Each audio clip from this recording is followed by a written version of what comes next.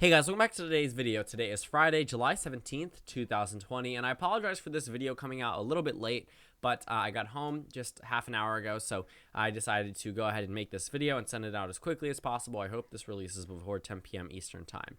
But besides that, today's video is going to be a 2020 Senate election map based off the 538 average in all of these Senate races. So I know it's a little bit weird seeing these yellow states on your screen considered toss-ups. I actually have it characterized as toss-up because I'm going to classify the states that I currently consider to be toss-ups for the Senate elections, that I think the polling data is a little bit interesting, but all the states in yellow do not currently have any data.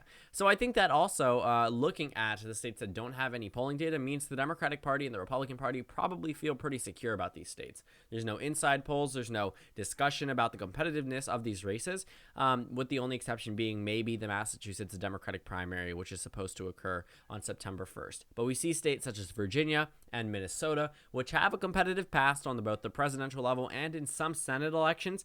It's very clear that the Democratic Party knows they have these seats locked down, and so does the rest of America. So looking at these toss-up 23 seats, the true toss-up states are going to be the ones that I characterize. I have polls for all the remaining 23 non-yellow seats, but let's go ahead and characterize all of the states in yellow so we can get this yellow out of the way. So Idaho, Wyoming, South Dakota, and Nebraska, we know are probably going to go to the GOP. Oregon, Minnesota, Virginia, Delaware, Rhode Island. And the only interesting thing about Massachusetts is they didn't have a general election poll, but they had a Democratic primary poll. Joe Kennedy led there in the most recent one by 9%. And the GOP has pretty much locked down West Virginia and Louisiana. So that actually leaves around 23 gray states, but we have to worry about the true toss-ups. That includes states such as Alabama, both Georgia Senate elections, Alaska, Arizona, Texas, I guess you could say. I'm not really seeing it, but I mean, just for the fact that it is probably going to be narrower than in previous elections. Colorado, Kentucky, Michigan, Kansas, Montana, Maine, Iowa, North Carolina. Pretty much other than that, we're not going to see too much of a competitive nature in these races. I get South Carolina could narrow up, Mississippi could narrow up, but these are probably going to go to their respective parties. New Hampshire probably won't be a toss-up state, neither will New Mexico, despite it being an open race. So the rest of these states, let's take a look at where the polls actually rate each one of these races. So for the polls that I'm using are from 538. It's the overall adding up all of the polls and then averaging them since 2020 began. If I use any data from 2019, that just usually means that there is no conclusive data from 2020, and that is the closest thing I could get. This usually will happen in these remaining 9 states just because of the fact that they are not polled too much, considering that they're not really competitive races. Even though many people would like them to be. South Carolina definitely has a lot more polls than, Michigan has a lot. South Carolina definitely has a lot more than Colorado, even though Colorado is probably going to flip to the Democratic Party. South Carolina probably won't. So let's take a look at the data.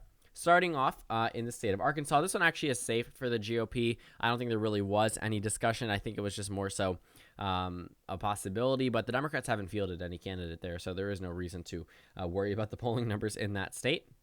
I guess that's the first one to go to the GOP. As we move down the list, let's take a look at Illinois.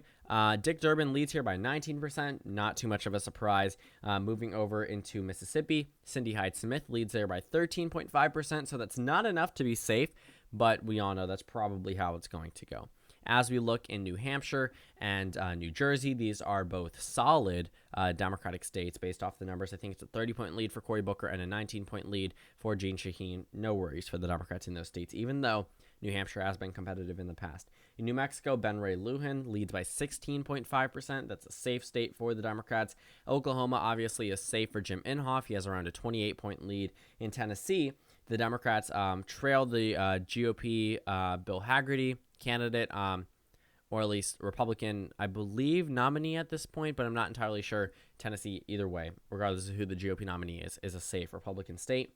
And also taking a look at South Carolina, Lindsey Graham leads by 8.5%. So it is a little bit narrower. In fact, the Democrats lead by stronger margins in some other states, but I don't think the Democratic Party is going to throw a lot of money in there. I think a lot of the Jamie Harrison fundraising, Lindsey Graham probably won't mean much.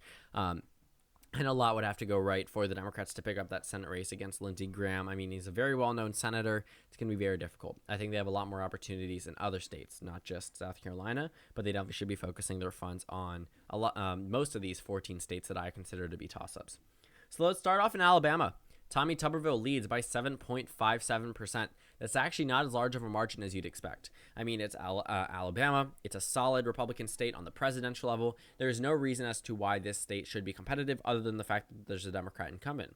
And if we looked at Arkansas 2014, you would see that in some solid Republican states, Democrat incumbents, regardless of being an incumbent, are not treated well on the in the re-election bids. But Alabama actually seems a little bit closer, considering that Trump probably will trounce Biden there by 30%.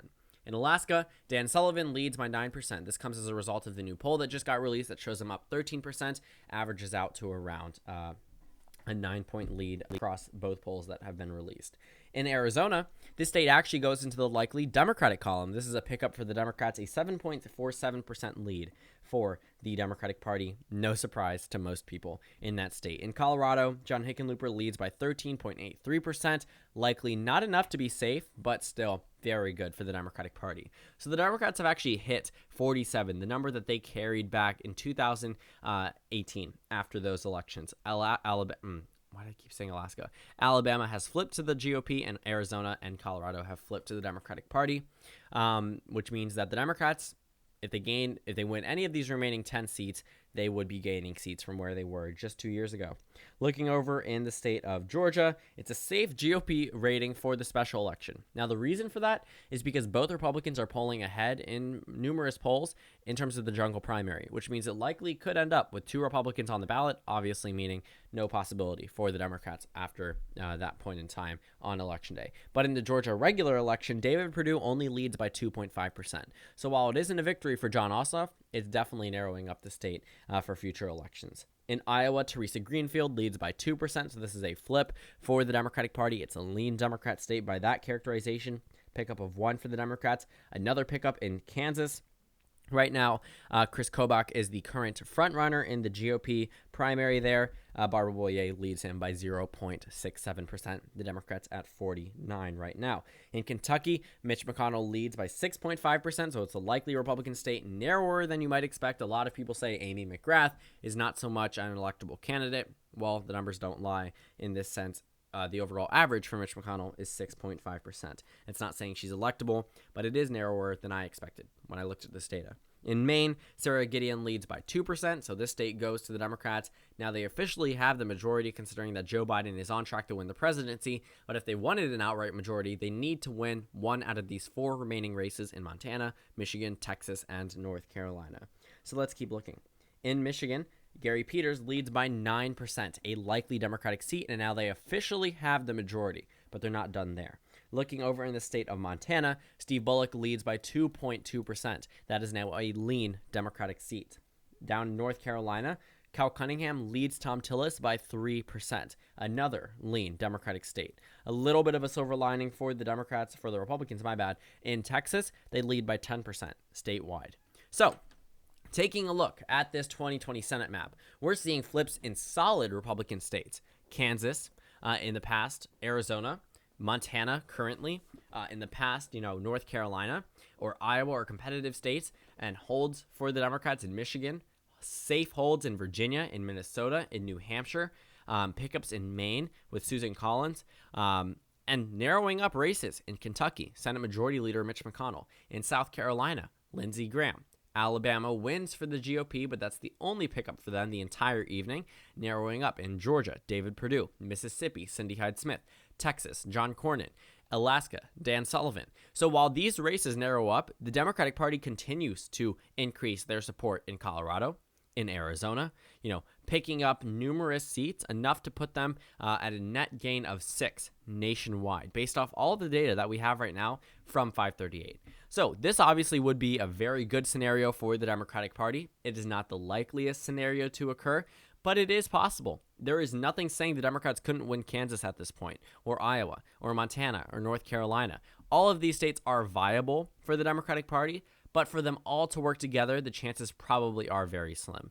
But you also have to realize, while all of these races are individually capable, the Democratic Party, though many people do expect them to fail on Election Day, they probably will retain most of these seats. They probably will win back the Senate majority, given the abysmal point that Trump Republican Party currently is. So when I say Trump Republican Party, I mean Donald Trump is bringing down the Republican Party with him, and that's being reflected on data here in the House elections that I made a video about just today, and obviously the presidential election. So the Democrats end up with around 53 Senate seats. The Republicans end up with 47. We actually have around 7 seats that are considered lean or likely, which means that Democrats are in a pretty strong and comfortable position heading into the election. We have 1 tilt seat in Kansas that all depends on who the GOP nominee is going to be, but Barbara Bollier seems to be competitive amongst both, but only leads 1.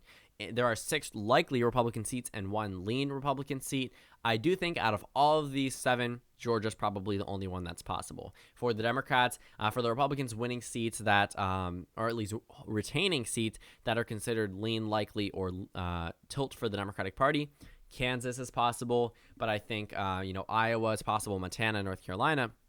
But I honestly think Maine is gone. I think Colorado's gone. I think Michigan's gone. I think Arizona's gone. So it's going to be very difficult for the GOP moving forward to possibly even come close to retaining their Senate majority. So thank you guys so much for watching this video. Make sure to comment down suggestions below. Please consider subscribing on the left if you haven't already, and check out the Instagram and Twitter. On your screen, there should be a video for you to go ahead and check out, and then a playlist for my 2020 Senate elections. You can go ahead and check those out. Again, thank you guys so much for watching, and I will see you all tomorrow.